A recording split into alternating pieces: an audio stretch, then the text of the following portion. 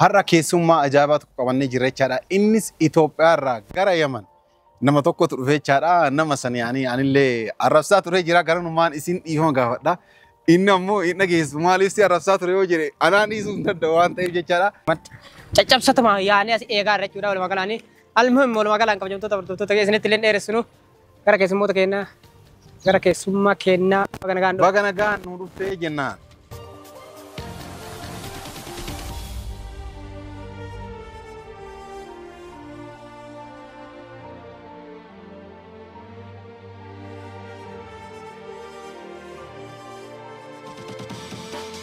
Nafu Sumayyaan waan bareedduu eela kana keessatti turte jechuudha.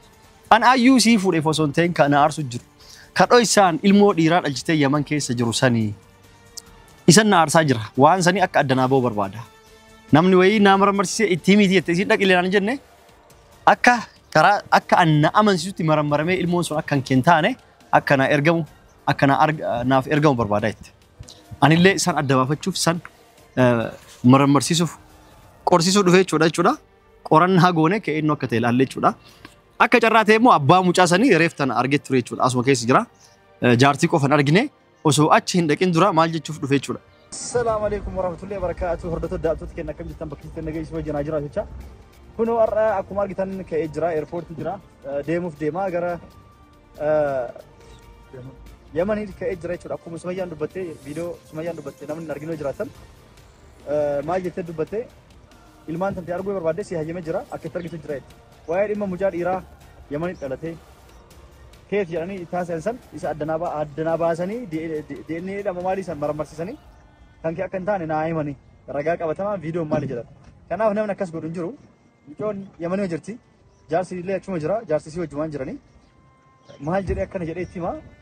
Kanaafuu ufumaa dhaqee halli itti godheet malumaan marmarsisee viidiyoo waraabee haala saniin amansiisuuf. Video isin illee gadhiisaa jechuudha. Yoo mucaa illee mul'isuu baadhee waan biddeeffatu. Jaartii namaatii jaarsi wajjumaan jiranii achuma jiraatanii waan akkasiin godhu. Kanaafuu isin ka isaatti jedhanii isin haasa'anii annamaaf nama walii araarsuuf lubbuun namaa kan banneef maqaan na badde jechuudha. Waan kijibaati. Kanaafuu san dhaqee marmarsetti adda baafachuuf deemaa amma ka'ee jira. Airportii jira. Ofii kiyyaa dhaqee marmarsetti taa'ee jechuudha. Jira airportii jira. Kanaafuu amma ayyuu nageessu adaamarraa kaatee dhufte alhamdulillah osoo hin boo'in nageessaa jirti. Nagaan gali kaatille. Deemee viidiyoo haftee immoo achitti itti waraabee isin kaffitti taa'ee jira. Waa'ee jaartii fi waa'ee ijoollee kee fiixi kottu. Anaaf immoo akkuma isin jedhan dagati warqii isa. Warqii. Warqii. Giraamii qarwadda. 32 hoonatti bal'atee. Gaaba jaakeetti fedhe.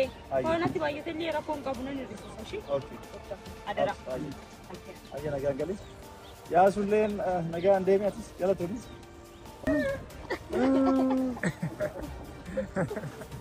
فانت روح سنة عدن اول عدن وصلت اسمع سعيدو دخلهم انت تروح سنة عدن خلاص مشي معك هو ما يعرف داخل ما يتكلم منو هذا؟ انجليزي وما يتكلم خلاص روح ما خلي ايه من القرية ولا تخاف يا رجال يلا لفت عليك روح مع سعيد يا سعيد خلي روح معك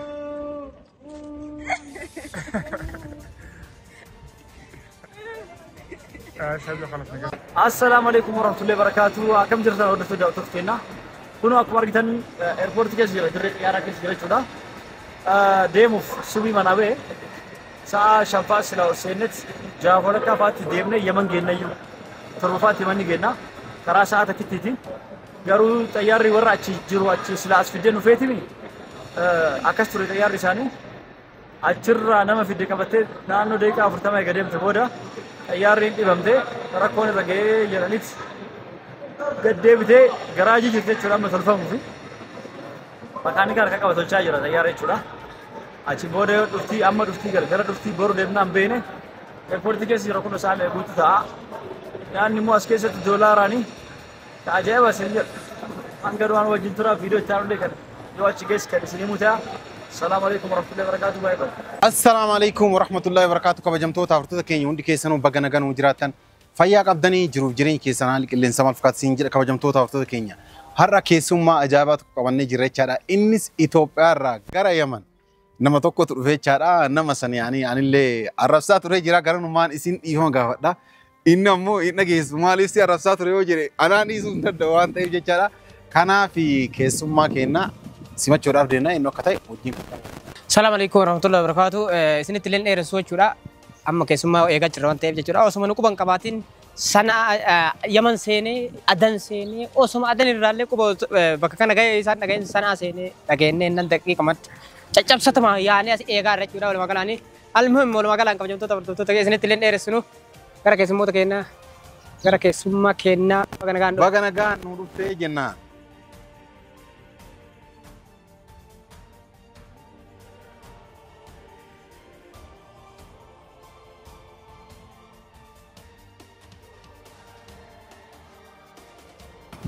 السلام عليكم ورحمة الله وبركاته. وكم جرت هرت الدعوة تكينا بكجرت النجيج وجهنا هجرات وجا دجان اللي الجراء أبدي في مصطفى ولين في الراكعتين إثيوبيا راكعت يمن سنة في الجراء جرا أنجا سنة في الجراء ميس لما نسير دبياتي سلامة قافت لنا دور هاسيات ورتاني. السلام عليكم ورحمة الله وبركاته. كبجمتو تعرفتوا كينيا وندي كيسانو بعنا كانوا جراتان.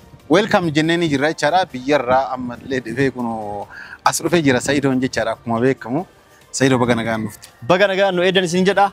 Deebine dhufne jirra nagaa war argu keessan hedduuna gammadee hedduuna tolee lola ture jechuudha. Xiqqoo amma qabbanaa alhamdulillah. Rabbi lolallee asirraa hakaasu Ameerikaan tuma turte. Rabbi irraa hakaasu jechuudha.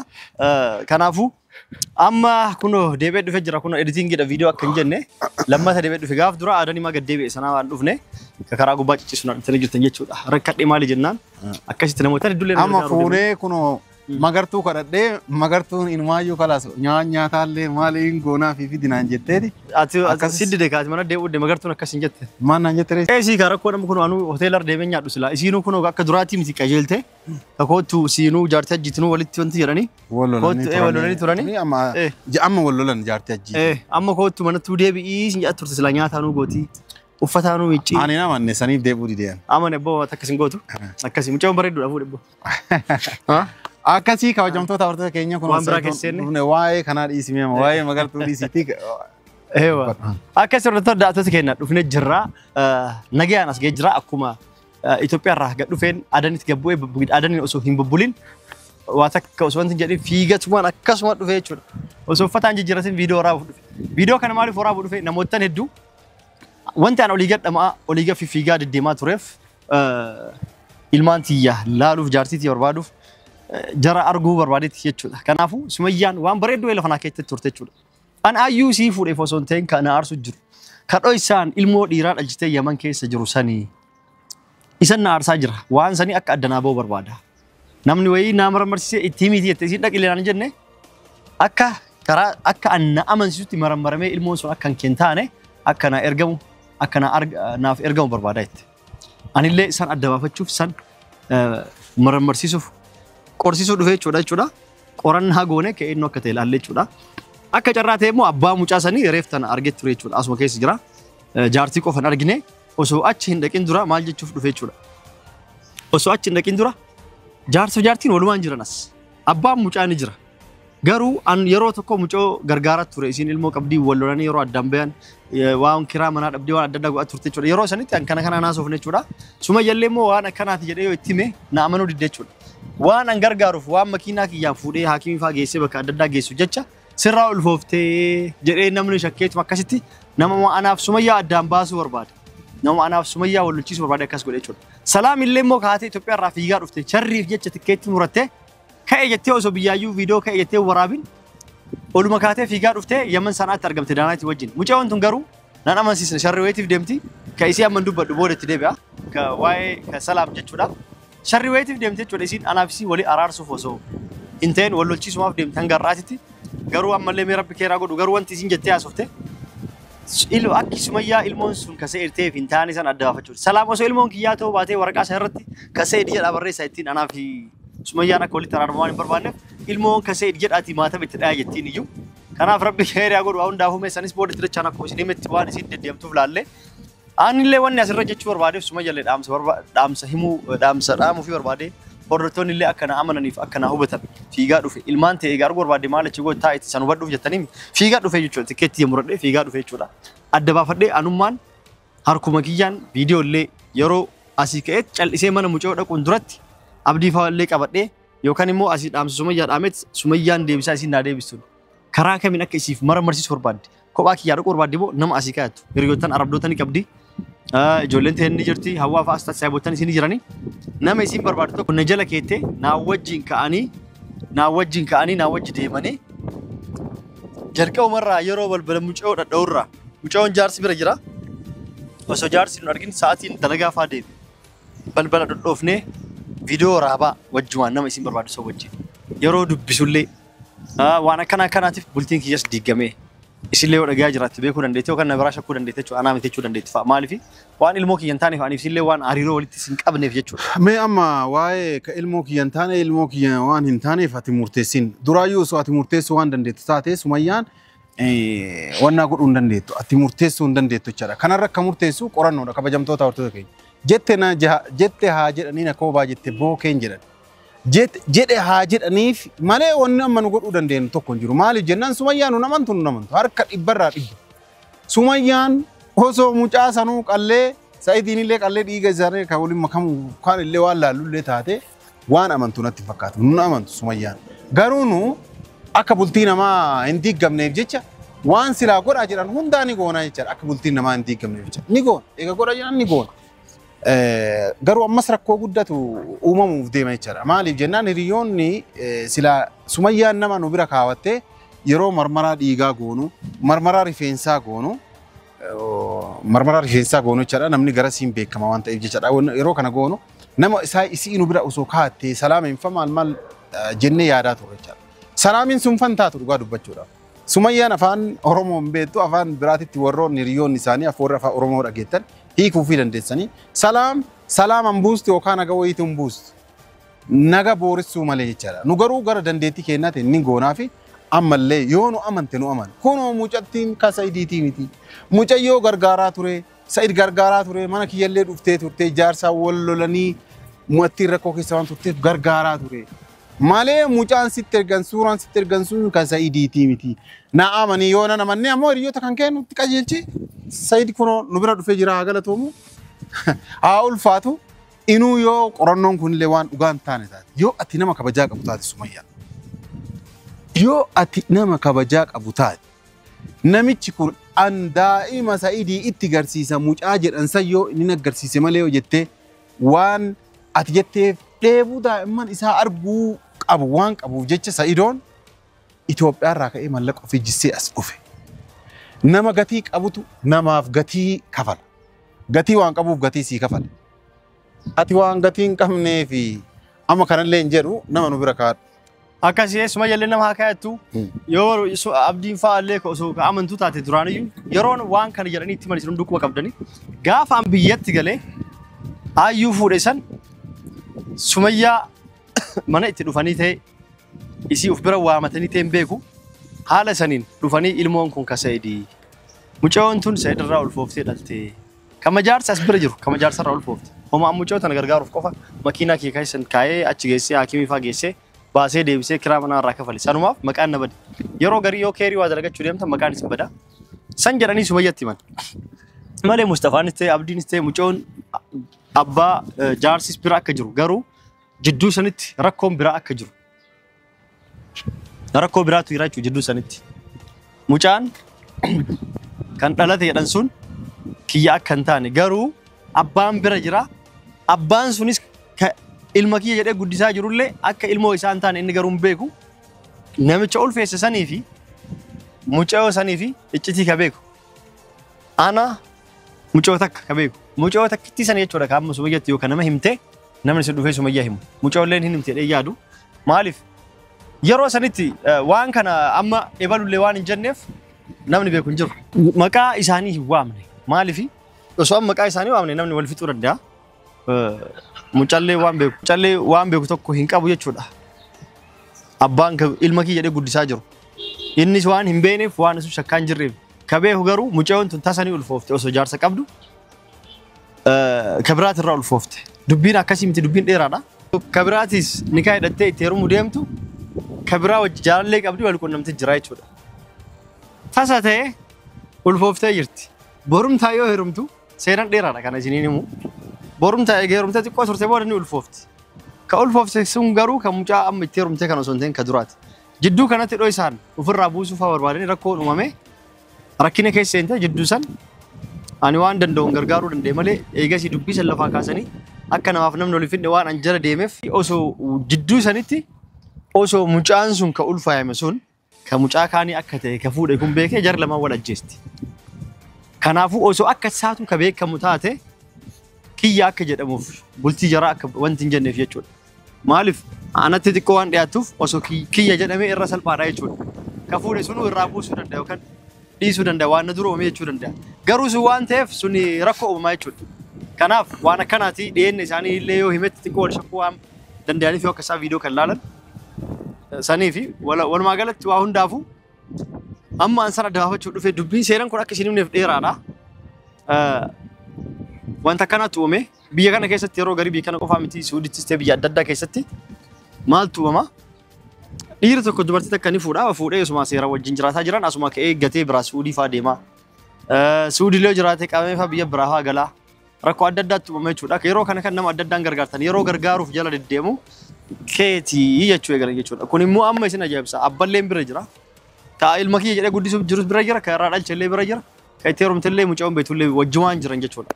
Asuma keessan jiranii jaarsallee immoo inuma arruma argeeyyuu jechuudha. Arruma yeroo ganama kana argee jira jechuudha. Isumaayyuu akkas jiru wajjin akka jiraa jira. Amma walumaa galatti nu angara mana mucaa yoo hin akka Sumayyaan nama isin barbaaddu wajjin salaamistee abbaa fedhillee haa ta'u nama ergatee viidiyoo kan laaltee kaatee eebaluu wajji dhaqaa itti akkana bilbilchiistee wajjin dhaqne yeroo jaarsi bakka dalagaa fa'aa deemu mucaa kophaatti waamee loo isa maatii ilmaan kiyya sabaa kan kilaalaa hin jiru waan kan keenan dhufee Sumayyaa himee yookaan isin quba of hin qabdu viidiyoo quba hin qabdu sabaa kanaaf bultiin kee diggame ilmaan kiyya argaa hin jiru na gargaari. Mucaan kun abka'ee nu akka ta'e qofa haa maramaramu kiyyuma akka hin taane qofa haa beekamu jennee kadhannee abdii fa'aa Mustafaa wajjin deemnetiniin mana mucaa irra zorree deemnee kadhannee haala saniin gaafanneet marmaraa kana godhee marammarsiisatiniin akka Sumayyaan amantee yoo Sumayyaan waan kana xumurte ilmaan keessi mul'isate viidiyoo dhiyoo sana gadhiiste irratti ilmaan ta'een argitete walittis araaramuu kan dandeenyu ta'e jechuudha. Kanaaf wanti achirraa ka'ee fiigaa ka'ee dhufeef dhimma kana adda baafachuuf ilmoon kunis akka kiyyan taane marammarsiisuuf kanuuf jecha dhufe jechuudha. Salaam illee hin marammarsite fiigaa kaatee dhufte. Ka YouTube irraa baddee turte daanaayitii wajjin illee arganiif viidiyoo illee waraabdee gadhiiste turte. Sharriif deemti mucoon sunis rabbi keeriin waa godhu waa hundaafu ammaaf waan jedhu isillee sharrimaaf deemti waan deemtuuf illee hin beekne. Adda baafannee waa hunda Sumayyaan akka amantu goone akka ilmaan tiyya illee naa mul'istuu fi yoo rabbi walittis nu araarse akka haadha manaati yaa wajji walii araaramnuuf fiigaa tikkeetti muradhee achirraa ka'ee osoo lolli jiru dhufee amma lollis qabbanee alhamdulillah. Kana fakkaataa kunoo mee akka ilmoon kunuu kiyyan taane hordoftoonni tokko tokkos waan shakkaniif mee anaa miti Abdii fi Mustafaa nume isin akka katanii waan jedhanis yoo qabaatan. Laa dhugaa dubbachuudhaaf kabajamtoota hordoftoota keenya ilmoon kun akka isaan taane isinuu ragaadha jechuudha. Sababni maalidha? Osoo ilmoon kun ka isaa ta'eeti achuma waakkata achuma kakatee achuma waakkateetumaan achuma hafa malee Said asuun dhufachaa dhufe. Maaliif amma yoo waan kana dafanii qorannoon gaggeeffamee waraqaa wannaa ta'e Sumayyaan ni amantii daa'imman tiyya akka salphatti nama mul'isuu dandeessi hedduuyyuu xaaree jedhee sababa qorannoo xiqqoo tanaatiif achirraa ka'e. Dhugaa Saidoo baay'ee hedduu galatoomfadha. Maqaa kabajamtoota hordoftoota keenyaa hedduu galatoomfadha. Gatii waan qabuuf jaartii ofiitti gatii godhuuf kana hunda xaaree malee waan gowwaa ta'e. Waan gowwaa ta'eef yookaan waan mallaqa cibbee fi miticha. Yookaan waan mallaqa quufee mallaqa irraa dabree waan godhu wallaalee fi miticha. Waan achirraa ka'e waan gatii qabuuf. Dhugaa hedduu tokko garoomaan si galatoomfadha. Baay'ee galatarraa. Durallee si galatoomfanne hedduu si galatoomfadha. Sibiratti illee si galatoomfachuu hin barbaadu. Sima duuba si galatoomfadha jechuudha. Kanaafuu innuu mataa isaatu raga. Garuu ragaa biraa akka barbaadan taane wallaahi laaziin mucaan suni ka Saidoo akka hin taane anillee dhibbaan dhibbatti jechuudha. Ka Saidootii miti. Nama gargaaruu yoo ka nama biraa nama dhalchuu waan gootu taate nu hunduu dhalchinee irreecha. Akkas yoo nama gargaaruun yoo Abdiin waan fakkeenyaaf mucoo jaarsi si tumee cafaqee olii gad ari'aa dhaqee garaa godhattee mana ofiituu fidee ka jaartii qabne mana ofii bulchee nyaata dhugaatii bitee fi yeroo isin dhibamtu fuudhee hakimii geessee maal jedhee akka isin dhaltu gargaaree jira. Wayi hariiroo qabaaree irraa dhalcheere. Maal ta'e? Kanaafuu isaa anaa jaartii qabu miti inni laaxxitu waan akkasii keessa hin jiru jechuudha. Kanaafuu kabajamtoota hordoftoota keenya Saidoo hedduu galatoomfannaa rabbi isaa milkeessu inshallah viidiyoo kanaan booda qorannoon kun gaggeeffamee yoo gara biyyaa deemu Saidoo nama ilmaan isaaniitti walitti deemu rabbiin nu haa taasisu viidiyoo akkasii qofa arguu barbaada. Saidoo ilmaan isaa dhungatu arguu barbaadicha. Maaliif hedduu qeeqee jira hedduu arrabsee jira. Sareellee jedheeran gurbaan kun nama miti dheeraa dhugaa dubbachuudhaaf hedduu sababni waan jalaanan nyaanchisu garuu sababuma inni mallaqa gamaa gamana fixuuf aadaa inni jaalala daa'imman isaaniitiif qabuu fi jaartii ofiitti gatii godhu waan barbaade malee akkuma dura jireessan waan gowwaa ta'eef jechaadha. Kana rabbiin ammallee isa hamil keessoo nu ammoo gara qorannoo ni geessina. Akkasii kabajamtoota keenya rabbiin isa hamil keessu sanaan jenna isinillee du'aa godhaa mucaan Kasa'idiitii miti nullee kunoo ragaa baanee fi jirra isinillee ragaa baa fi Sumayyaan illee ragaa baatuu fi yoo nu kanuu namanne amma bakka qorannoo sanitti nama biraa fi jennaan jechaadha. Kana angara kiyyaan waan dubbadhuun qabu nageenyi rabbii bakka jirtanitti isiniif haa baay'atu. Assalaamu alaykum wa rahmatullahi wa barakatuh. Okay, akkuma argitan xumura irra geennee jirra jechuudha walumaa galaanii ammoo ittiin akiraati nullee faasii koona dhugumaa waliin deemneetu oolmaan deemne bakka warroqaasan jechuudha. Kana irratti ammoo salaam santu jala deddeemee waan hundaan amans akka isin amannellee godha ammoo isillee yoo mugaffaluma taate malee jechuudha warroqaa warra muktabara irraa dhiinni ba'u kun muzawwara jechuun dandeettu jechuudha wanno biraatu jira malee san ammoo walumaa galaan sababa jidduu kana jiru ijibbaata ga'uudhaaf jechuudha walumaa galaanii yoo tana qofa taate sababiin biraa ammoo yoo duubaan jiraachuu baatte jenneeti ammoo waliin ittiin aga muktabaraallee haga natiijaan baatutti illee waliin deemuu deemna walumaa galaanii isinitti illee dheeressinee jirra asuma ammoo Sa'idoo yoo waan jettu qabaachuu baatte hin gaabsina. Akkas warra toddaatota kennaa kanumaaf dhufne jechuudha achirraa ka'ee wanti dhufeef kanaaf ammas Mustafa maaf Abdii fa'aa wajjin taane nama yoo Sumayyaallee ka dabaltaate laalletiin eenee achiin zoorree mucaa bira dheenee taala mijjeeffannee sa'aatii ijaarsa dalagaa biraa deeme ilmoo akka nuuf kennituuf nu wajjin deemta akka marmar goonetiin deebisaa isiniif ni himna afaan isiniin himna viidiyoo fi waan barbaachisu immoo isiif yoo isin qaqqeebal taate isiif ni ergina yookaan nama isin kaatetti ergineef haadha saniin akka gadi hin dhiisne goonet isiif ergina. Salaamu alaykum warahmatullahi wabarakatuh. Nagaan nuuf tura baay'ee.